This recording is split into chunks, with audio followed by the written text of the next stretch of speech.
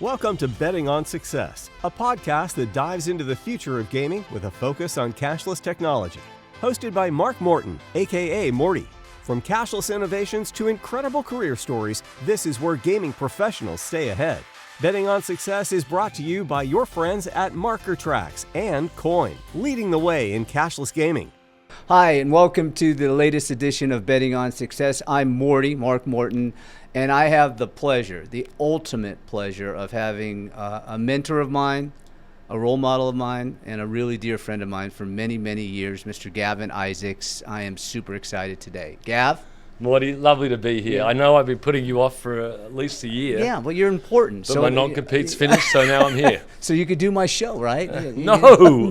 I could do your show as a guest, but I can't do your show. Yeah, okay. All right. So we're going to talk about you. So obviously not from the States, I can tell by your accent. I'm from down south. Yeah, you're down south. Nashville? Memphis? Further. Further. Okay. Sydney, Australia. Yeah. Born there. Born and bred. Yep. Mom and dad are still... No, Mum's still alive. She lives in Melbourne. Yeah. She was a New Zealander. My dad died 36 years ago. Yeah. But yeah, I grew up in Sydney, down near Bondi. Went to school down in the city. Yeah. I went to university there. Got a commerce and law degree there. Practiced law there for 12 years. Got married there. Brothers and sisters? 2 brothers. Yeah. Jonathan, who's... You're still close? You're still... Very close. Yeah. In fact, Jonathan is 2.5 years younger, and Andy's 6 years younger. Andrew lives in New York, and Jonathan lives in Melbourne. Okay. But yeah, we're very close. Yeah, and you met Donna there? Did you meet your wife I there? met my wife, believe it or not. Our grandparents used to play cards. And Donna was born, and my mum, being a New Zealander, had just had me. I didn't know anyone, and they told her to go and meet Denise, Donna's mum. And apparently I first saw her when she was there, and I was in my little crib. And then I saw her 26 years later and thought that she was a pretty hot sort and invited her out. And here we are, our 33rd wedding anniversary this month. That's awesome. Awesome. You got 2 great kids. Thank you. Yeah. They love you. Yeah.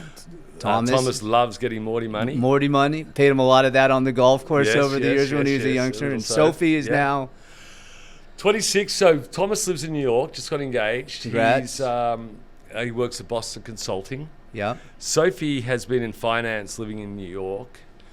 She just resigned from that, and she's pursuing her startup in female nutritional health. Okay. She feels that she was poisoned being put on the pill. Yeah. And that her generation want to get off the pill and get into more natural methods. Yep. So she's been studying that, and she's going to bring out a product called In Tune.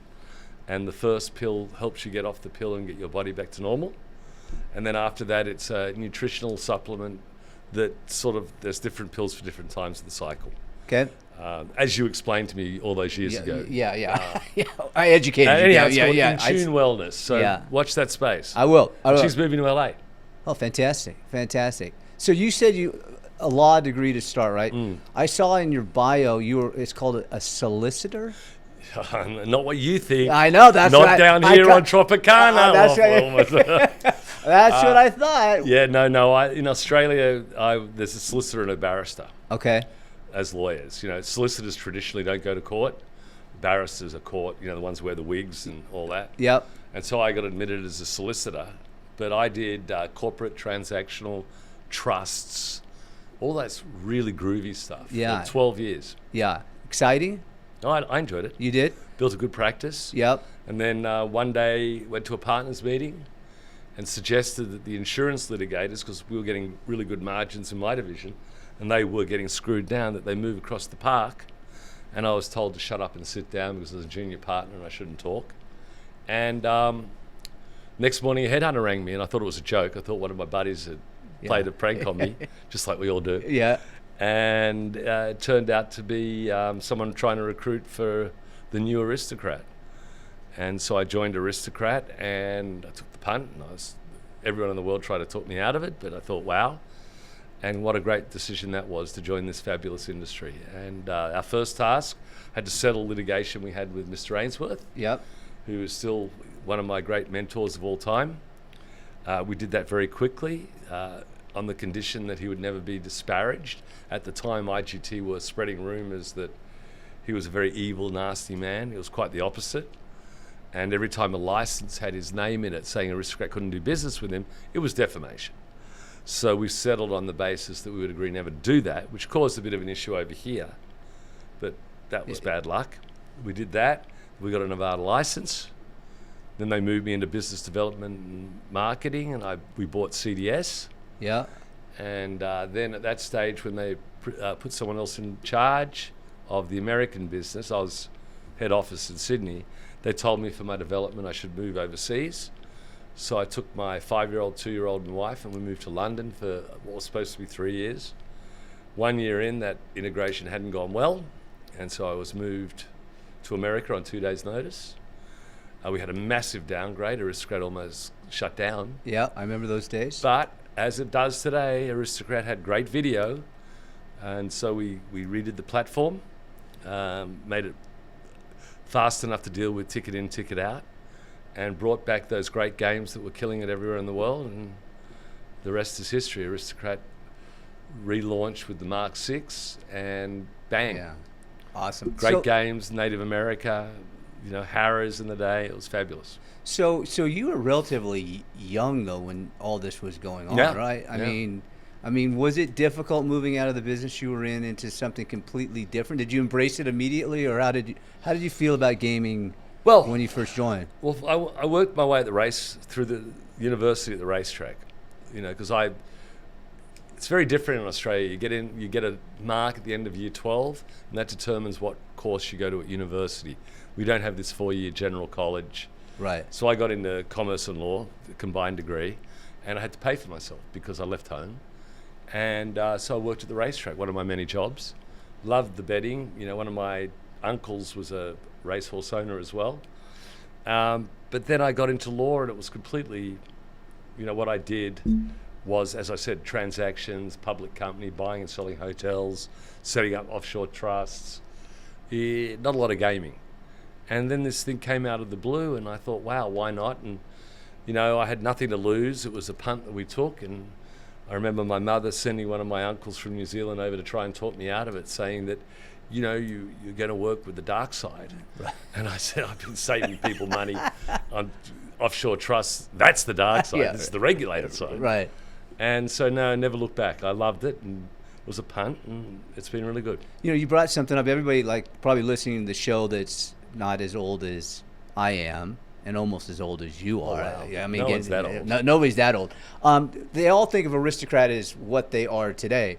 When you brought that over here, that wasn't the market you got in. I mean, there was dominant players from IGT and others. Oh my gosh! It was not. It's not what they think of today. No. When we were here, when I started at Aristocrat, we had a very strong dominant position in Australia. Yeah. But that's because we did video, only video. It's a funny story. I'm sure some people know it, and I'm sure most of it's true. But allegedly, when Cy Red had his Cycom or whatever it was distributing, it was video poker.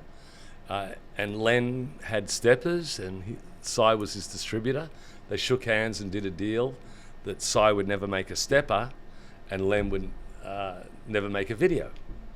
And Cy engaged Bob Luciano in the hills of California to make a stepper, and back in Australia, Len went off and made a video. That's how much they respected each other. And Aristocrat then dominated the Australian market, but IGT spent 17 years keeping them out of Nevada, Nevada.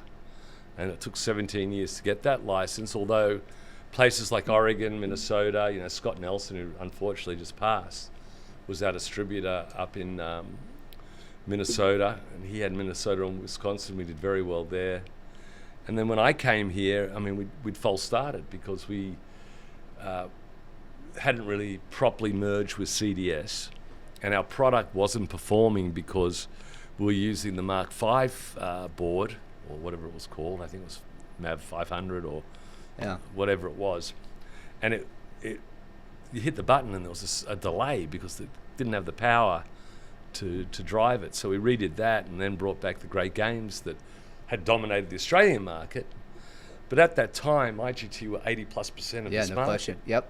And so I deliberately didn't focus on like the strip or anything like that. We went after the tribal casino market and the regional market because we made games, as they still do today, for regular players, not for occasional players. And so that was the rationale behind Aristocrat, and they make still some of the best developers. I mean, still dominant in some ways, but like Nicholas Bennett, who's still there. It's just a genius, and people, Scott Olive, Colin, all those great people who worked in that. It was amazing. Yeah. It's so funny, too. I remember when you guys came over, the Australians came over. I remember we were at NIGA or IGA, what I guess they call it IGA now. And you guys were in there, and I remember looking at a buddy of ours, Steve Lehman, and we were in a bar, and you guys were having more fun than anybody else. And we're like, son of a buck, we really missed out. Those are the guys we want to hang with, right? But you guys had, you brought some talented people with you when you first came. Oh, my God. Well, when I was in the head office, we moved as our head of marketing over here, Kent Young. Yep. Sean Evans to be the head of sales, Andrew Neagle, Peter Wilk. We've had some great people. Yeah.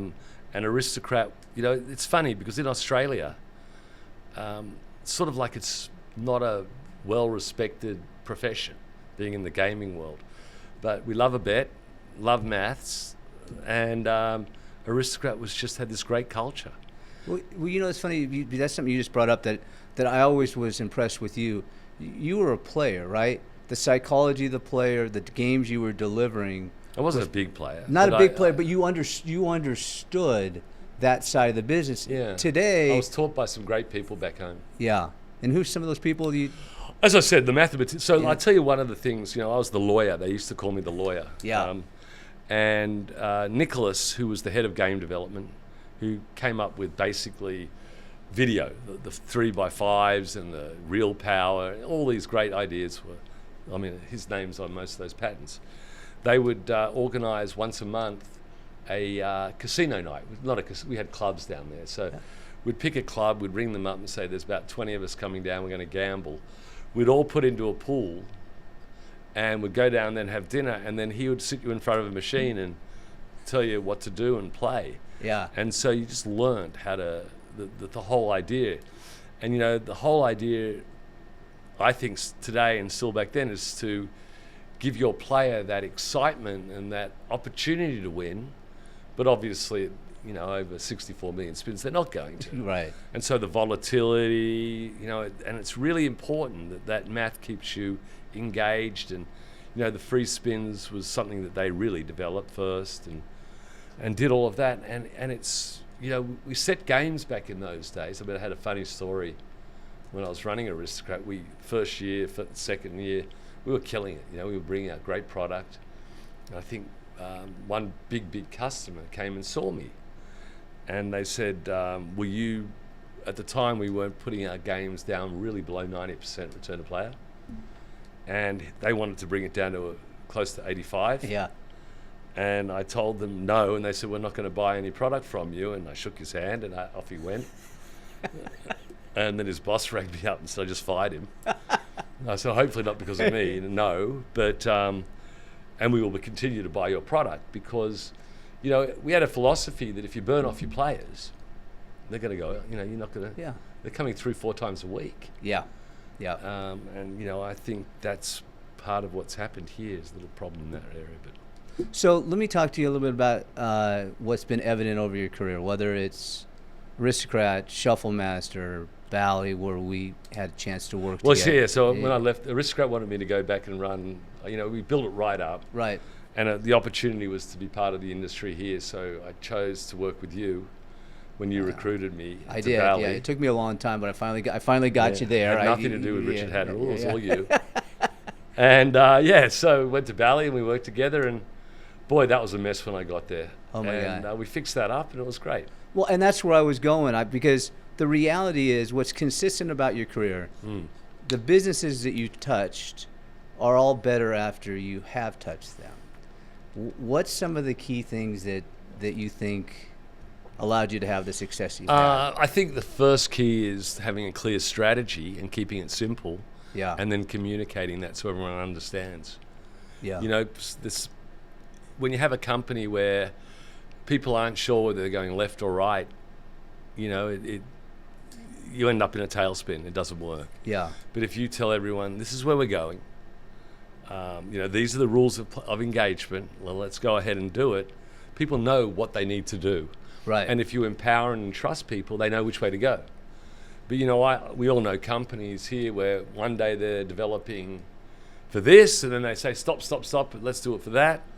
You know, those companies don't succeed. So I think the idea was always have a clear strategy, communicate it well, and stick to it, and empower the people, get great people around you. Well, that's where I wanted to go next, because you did do that. You empowered your people to do their jobs, which is not always the case where you go. I mean, No. Had to be a fundamental to you. The other thing that I always was impressed, you always wanted to have the best people around you. 100%. I mean, how do you make yourself look good? Get Right. better people around you. It's so easy. That's what our wives do. That's what our wives do for us, right? I mean, yeah, It's so true, they but- make us look better. I but, mean, you know, anyone who thinks that they're perfect, God bless them. Right. But, you know, there are certain things I'm good at and there are certain things I'm not. And there are certain things that I know certain people are like the world's best at. And if I can get them to work with me, makes me look good. Right.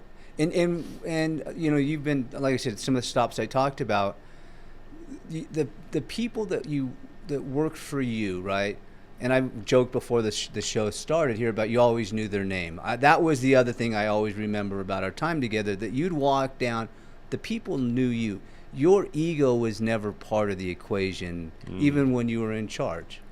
No, I'm much more comfortable walking around meeting people than I am sitting in front of a computer or, you know, reading papers. Yeah. But you have to do both. Right. And so I'd make a point at least once a day, Yeah. usually straight after lunch, to go for a little walk. You know, see what people are doing, meet people and explore. Yeah. And, you know, find out from them, you know what you're supposed to be doing, what's getting in your way, how can you help? Right. And, you know, through Doug Mack in particular, Yeah, I remember Doug. Right? Mack. Yeah. you know, lean manufacturing, Kaizen's, improvements. I mean, those things were just fantastic game changers. Yeah. When, you know, you could make, I remember when we got to Bali, we did our first one, and it would take us, everyone said, how long does it take us to get a game? And in those days, they had long conveyor belts, and, you know, someone would say to, like, Stevie Lehman, you know, I think I might buy 10 units from you, but it might be 12. And it may be steppers and it may be video, and Stevie would order 15 steppers and 15 videos. Yeah. And that'd all be built up on the line with no idea.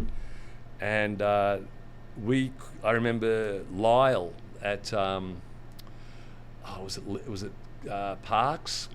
Lyle Bell? No, Lyle who was running the floor at Parks, and it was my first day at Bali, and I went over there and I was getting ready to open in Philadelphia. And I said, how's it going, Lyle? And he goes, it would be great if it wasn't for you and your company. And he showed us the games, and they were missing stepper reels, and they were missing top glass. It was just a shit fight, pardon my French. And Doug and all those we came in and we got it down to 4 weeks. Yeah, I remember. But it really pissed off the salespeople, because I think the first thing I did was take away your access to the manufacturing floor. So you couldn't go and bribe to get different machines. Yeah, Hector, right? I mean, we would do it. Yeah, we would do whatever we needed to do to get the product. Yeah. So, yeah, you know, the other thing that's you know, so true about you, Gav, is that you always have time for people. I mean, I remember. I bet you don't remember this. The first time that I met you, I was actually on a sabbatical from gaming. I was selling class rings for Jostens. Your brother-in-law. Yeah, with my brother-in-law. And I had a friend that wanted a job, and you were at Aristocrat, and you needed to fill this position. And I knew your assistant. And so I called you to recommend my friend for this position or have you interview him. And you go, oh, okay, but why don't we just have lunch? And I said, okay. And so we went and had lunch. We sat and talked for 2 hours, right? I don't recall specifically. But I will tell you, it impressed the hell out of me. I'm like, why is the president of this company wanting to talk to somebody that's selling class rings at this time, right? So But that's been the case. I mean, if I ever ask you for a favor with friends, my daughter, I mean, whatever, I know. But you've always been that guy. Tell me about that.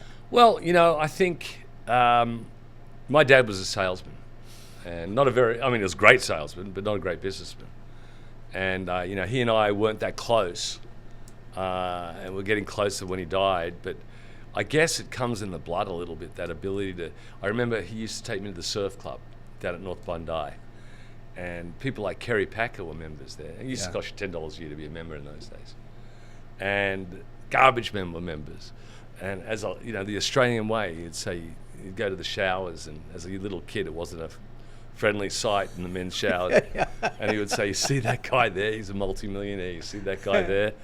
He's a garbage truck driver. What do you notice?" He said, "Everyone's the same in the nude, son. Yeah. Treat them all the same. Treat people how you want to be treated." And I think that's the way I've sort of tried to live my life. I've never had a monopoly on good ideas. Like, I've got to companies when I've taken over in different roles, and people would ring me up from the outside and say, "We've never been able to get our idea to your company because everyone says, no, we don't want to hear it, blah, blah, blah." And, I said, well, every company I ever went to, if you've got an idea, I'll hear it. Yeah. May not like it, may not accept it, and I'll tell you pretty quickly.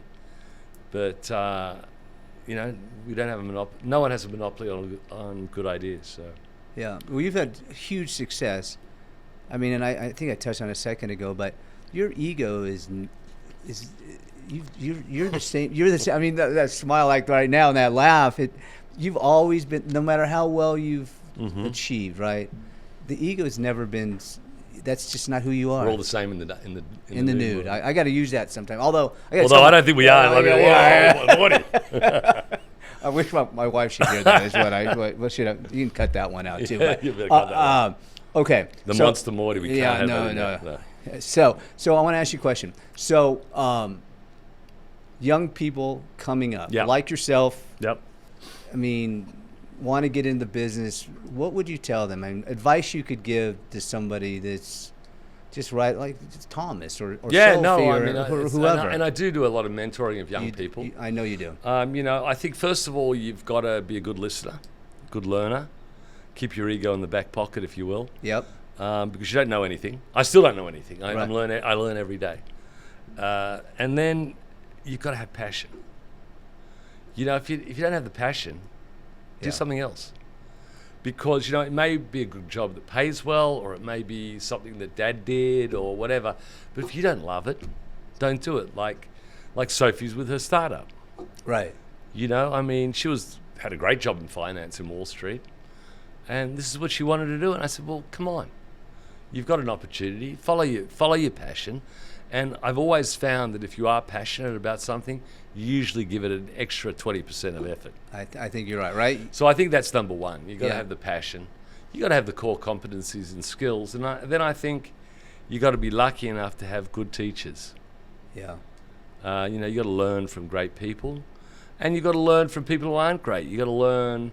You got to be able to observe and see what you really like about that person, what works, what doesn't work, what will work for you. But, that's one of the real issues I had with COVID, with people working from home. How do you build a culture? How do you train the young people if they can't see how the older people operate and what the corporate culture is? Sitting at home in your pajamas on a Zoom call every now and then, young people aren't learning.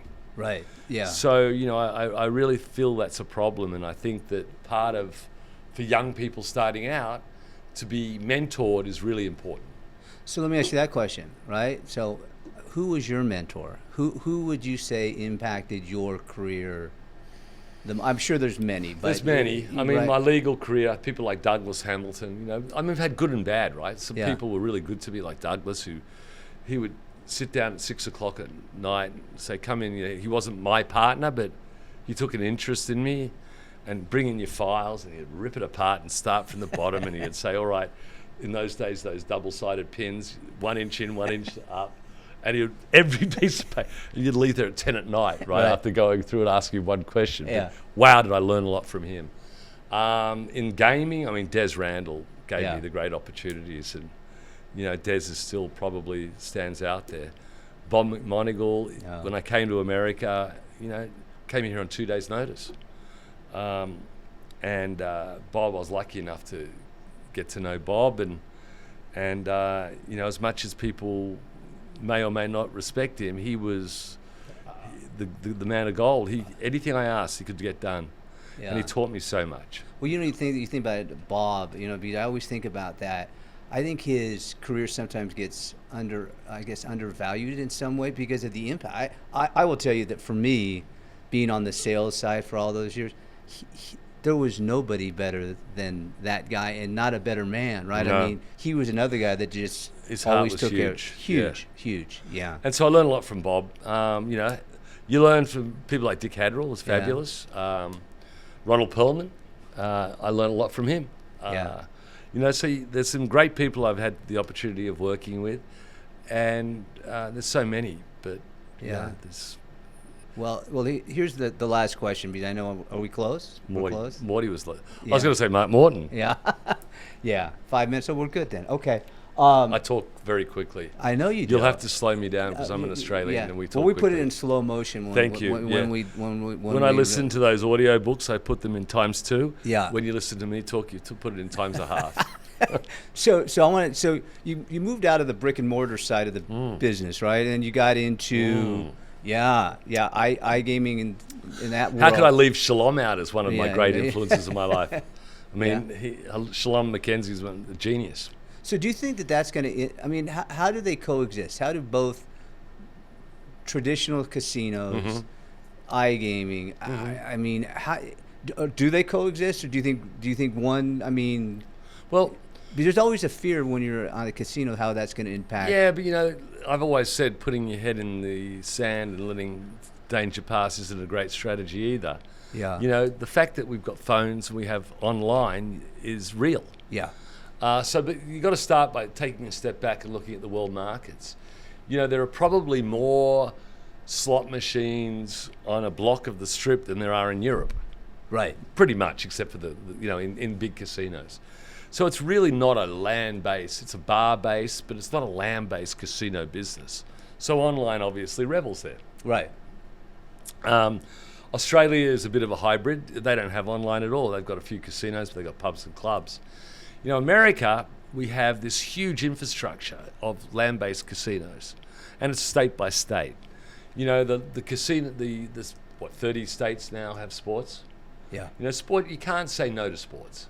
Everyone loves everybody. To bet on sports, Yeah, no question. right? Yes. So to put your head in the sand and say we're not going to have sports betting, come on. Right. And then to enable people to do it on their phone, that's fine. But you got to remember, sports betting is a low margin business. Yeah. Unless I'm doing it, then it's a very high margin business. But that's another story. But go. Yeah. That's very true. Morty money. And so when you get into the casino side of it, you've already got these social casinos already out there. You've got which is amazing that people spend that much money on slot machine games without being able to win. Right. And then you've got sweepstake casinos, and you've got all these other kinds of derivatives. You've got 7 states now with online gaming, and I don't know if any of them have done it well, properly. Like, for example, New Jersey, obviously the overall gaming revenue's up, but the casinos are down a bit. But then again, look at the casinos. Right. No disrespect, lack of investment. Pennsylvania, again, the whole markets have grown. So how do you do it? Is geofencing the way to do it? I don't know. But I just don't think you can put your head in the sand. And I think the ultimate products, which I haven't seen, which in my last role I was trying to push towards, is a real omni-channel product. Yeah. I don't see any reason why. We had it in the UK with Cygames and working with Playtech, where you could go in and play the machines in one of their inverted commas casinos. And then on your phone, you could keep playing that game, and you had the same, PAM, and you had the same everything. Yeah. I don't understand why that can't be done, other than protecting my turf, and I'm scared. So I think it will ultimately happen, and We just have to do it in a responsible way. Okay, so what's next for Gavin Isaacs? Well, I finished my non-compete last Yay, week. congrats, Thank congrats, you. congrats. And I'm either going to do consulting and advisory work, Yep. and I probably will do that, maybe some boards. But you never know if the right, proper role comes along. You know, I'm still young and full of energy, Yeah. and youngish, younger than you. You're never going to catch me either, so yeah. I hope not. And yeah, and so we'll see. But yeah. All right, last question. It's not a morbid question, but a lot of people say, oh, that's kind of morbid. How do you want people to remember Gavin Isaacs? Oh, I don't want people to say negative things. Oh, they'll have good memories of me, like we do of Stevie, right? Right, yeah. You know, when you mention him, you have great memories. That's Right. what I'd like. You know, Yeah. I don't want anyone to say, oh, that was a guy who was a bastard who did this to me, who did the wrong thing. You know, I try to be very transparent. Honesty is number one, and I hope people respect me for that. Well, I can tell you what. You have no fear of anybody feeling any different than the way you are, Gav. I mean, they will always remember the man you are. And again, thank you for coming today. Thanks, Lloyd. I'm sorry it's taken me a while, but hey, I had to wait till I'm off my non-compete. Well, I appreciate that, and it was worth the wait. Gav, thanks so much. Great. See you. Thank you. Thanks for joining us, everybody. Look forward to seeing you next time. Bye. That's a wrap for this episode of Betting on Success. If you enjoyed the conversation, be sure to like, subscribe, and share. Stay tuned for more insights from gaming industry leaders. We'll see you next time.